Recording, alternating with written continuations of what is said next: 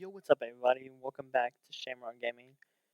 I just want to first start off for saying thank you so much for the likes and comments on the last video.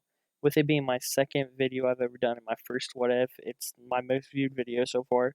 So I'm so grateful for anybody that tuned in, liked, and comment. But please continue to do that. Please continue to like and comment and subscribe. And first, I'm going to start off with a recap of what we were left off with at the end of part 1. During that part 1, we ended with the death of Goku. Piccolo is holding a passed out Gohan and learning of the truth with the same threat coming on the way. But let's now get into part 2. When Krillin, Roshi, and Bulma arrived at the scene, they were in shock of the fact that Goku was laying dead on the ground. Son Goku, the one that they had grown up knowing. And there was Piccolo, standing beside his body with a passed out Gohan, waiting for them to arrive. In the back of his mind, Krillin thought maybe Goku didn't really know Piccolo all that well, and he was the cause of death for him. However, Piccolo told them about the Saiyan threat, and that in order for them to even think about having a fighting chance, he was going to take Gohan with him and tap into his inner strength. Meanwhile, in Otherworld, Goku is in fact going to see King Kai, but this time he's stronger. Twice as strong, in fact, as the original. This means he's going to get there faster, so I'm going to say half of the time due to him being twice as strong. This will give him more time to train with Kaioken, and to also be able to train on the planet with higher gravity for longer. But I'm going to talk about that later on into this What If. So back to Gohan. Due to him already being used to Piccolo, and having some sort of relationship with him, his training will be way different compared to how the original was. He's not going to sit there and be taught how to survive in the wild for 6 months. They're going to go straight into training. So Piccolo is going to teach him how to tap into his rage, but to also have confidence in his ability that he can fight strong people. The rest of the Z fighters are basically going to do the same training as before. That is the training with Popo and Kami, so their results aren't going to be all that different. As for Piccolo and Gohan, their training is especially intense.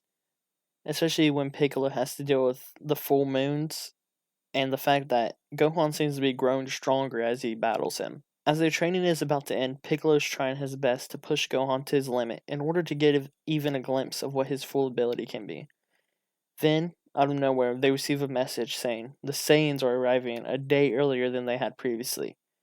This leads to all of the Z fighters scrambling to resurrect Goku so he can make it back in time. But until then, they were on their own.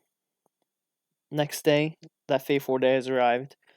Nappa and Vegeta land on Earth, and just like in the original, they have destroyed a city, and they are seeking out the fighters. And just before this fight begins, I want to get into one thing that changes in this story: the power levels of Gohan and Piccolo. Originally, Piccolo was at a power level of 3500, but due to his intense training with Gohan and having to keep up with him, I believe that his power could jump all the way to 8500. Gohan would also see a massive jump in power due to his ability as a legendary Super Saiyan and his better training this time. So his power level is now 8000, just below that of Piccolo. And just as I said, the rest of the Z fighters have kept the same training, so they're about the same, and that means everything stays the same.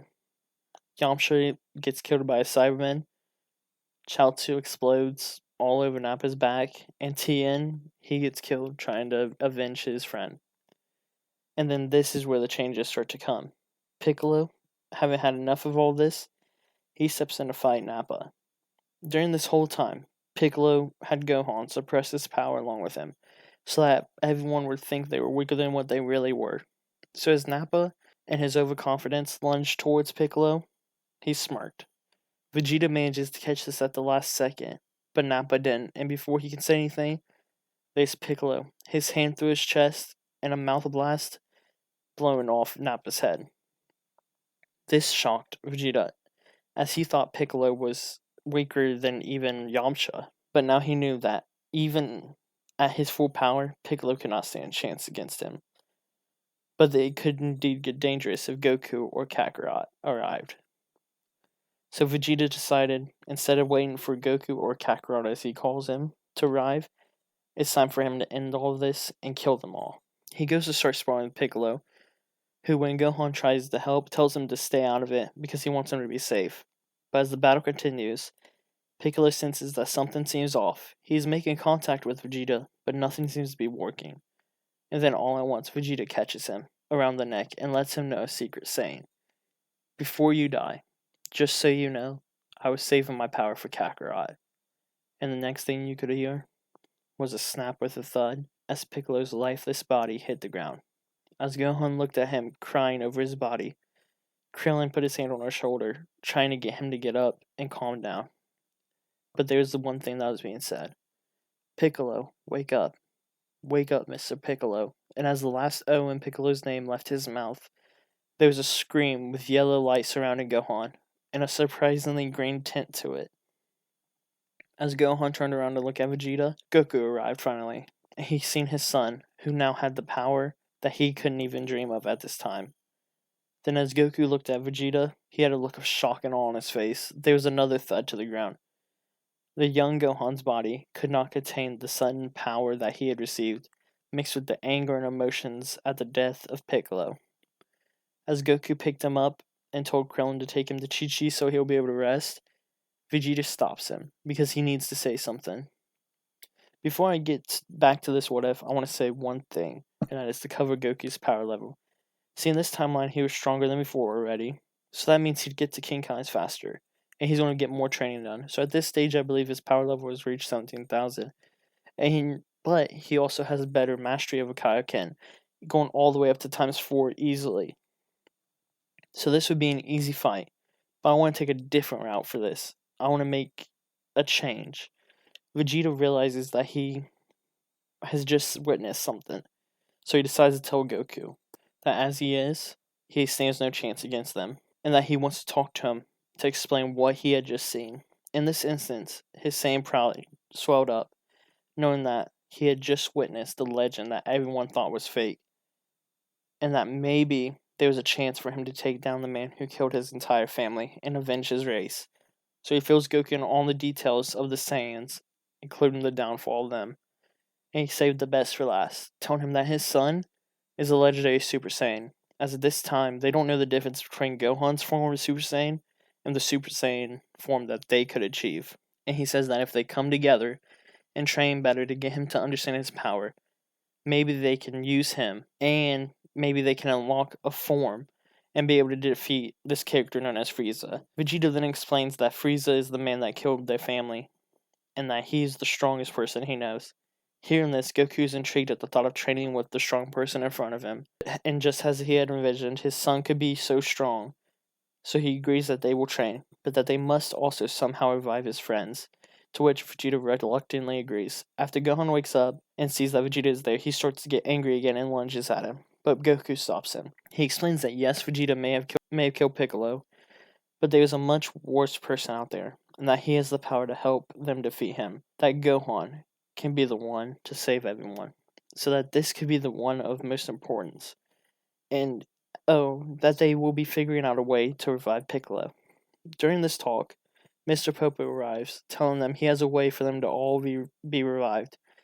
If one of them comes with him to see Kami's old ship, they could fix it up and go to his home planet, where they are sure to be Dragon Balls. During this time, the spaceship being fixed, Goku asks that somehow a gravity room be added. Due to his training with King Kai, he learned that gravity training can be useful. So in this room training, on the trip, it will be Goku, Vegeta, and a young Gohan. But until it's done being built, they just train on the outside.